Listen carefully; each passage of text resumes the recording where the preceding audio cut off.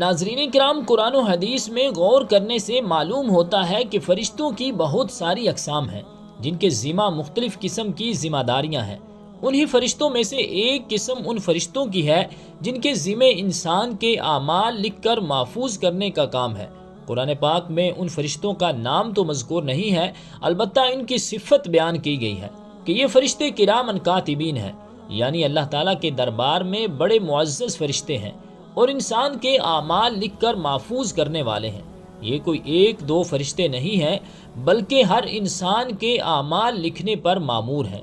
ظاہر ہے بے شمار ہوں گے، اور ان میں سے ہر ایک کا کیا نام ہوگا یہ اللہ ہی کے علم میں ہے۔ اللہ تعالیٰ نے ہمیں ان کے نام نہیں بتائے ہیں، کیونکہ ہمارا کوئی دینی یا دنیاوی مسئلہ اس سے متعلق نہیں ہے۔ حضرت وہیب بن ورد رحمۃ اللہ تعالی علیہ فرماتے ہیں کہ ہمیں یہ بات پہنچی ہے کہ کوئی شخص بھی جب فوت ہونے لگتا ہے تو اسے اس کے کرامن کاتبین نظر آتے ہیں۔ اگر تو اس آدمی نے ان کی ہم نشینی حق تعالیٰ کی اطاعت میں گزاری تھی تو یہ فرشتے اس کو مخاطب کر کے کہتے ہیں، حق تعالیٰ تجھے ہماری طرف سے جزائے خیر عطا فرمائے، تو ہمارا بہترین ہم نشین تھا، بہت سی نیک مجلسوں میں تو نے ہمیں ہم نشین بنایا اور نیک اعمال ہمارے سامنے لایا اور نیک باتیں سنوائیں۔ رب ذوالجلال بہترین ہم نشین کو ہماری طرف سے جزائے خیر عطا فرمائے، اور اگر اس نے اچھی صحبت اختیار نہ کی اور اس میں رب تعالیٰ کی خوشنودی بھی نہیں تھی تو اس کی تعریف کی بجائے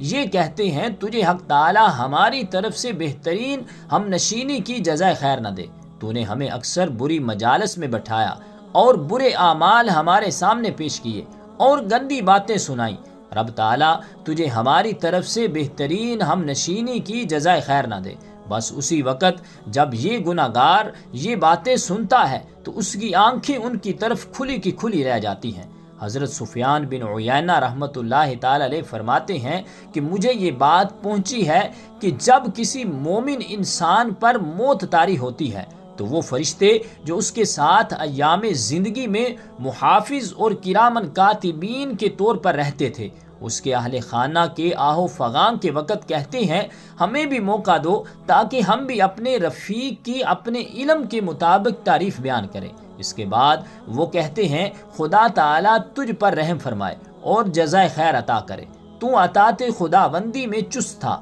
اور اس کی نافرمانی میں سست تھا، اب تیری وفات کے بعد تیرا ذکر ہم فرشتوں میں کرتے رہیں گے، اور جب کسی بدکار پر موت طاری ہوتی ہے اور اس کے اہل خانہ روتے چلاتے ہیں تو اس کے متعلقہ دونوں کرامن کاتبین محافظین فرشتے کہتے ہیں، ہمیں بھی موقع دو کہ ہمیں اس کے متعلق جو علم ہے ہم اس کا اظہار کریں۔ پھر وہ کہتے ہیں، حق تعالیٰ تجھے گناہ گار کی سی سزا دے، تو خدا کی اطاعت شعاری میں سست تھا اور اس کی نافرمانی میں چست تھا، اب تیرے مرنے کے بعد ہم تجھ پر عذاب خداوندی کے نازل نہ ہونے کا اطمینان نہیں کرتے۔ اور رسول اللہ صلی اللہ علیہ وآلہ وسلم نے ارشاد فرمایا، اللہ تعالیٰ نے دو فرشتوں کو اپنے بندہ مومن پر مقرر فرما رکھا ہے جو اس کے اعمال یعنی خیر و شر لکھتے رہتے ہیں۔ جب بندہ مومن فوت ہو جاتا ہے تو یہ دونوں فرشتے رب ذوالجلال کی بارگاہ اقدس میں عرض کرتے ہیں،